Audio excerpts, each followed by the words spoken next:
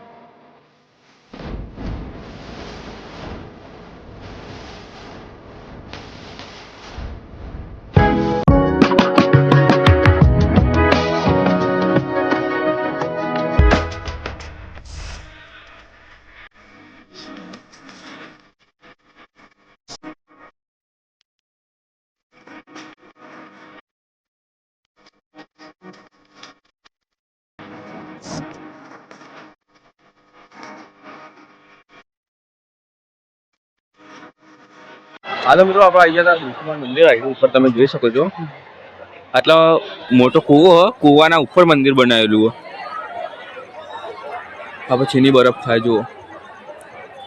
ચીની મતલબ આનું નામ તીર્થ તો આ તો ખાલી અમે ચીની ચીની કહીએ તો અમે તો ખોટું ના લગાડતા, એને ખોટું નહીં લાગતું એટલા માટે. તો આપણે બરફ ખાઈએ, ચીનીએ બરફ ખવડાવે, આપણે નહીં ખાતા. હા મેં નહીં ખવડાવ્યું તો પાછા તમે જોઈ શકો છો.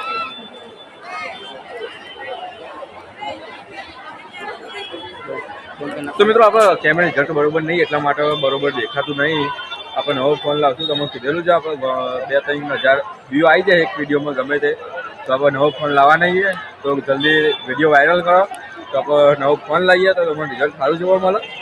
તો આપણે આ હીરા મંદિરની કહાની એ આપણને ખબર નહીં પણ આપણે બતાવીશું તમને એક દિવસ.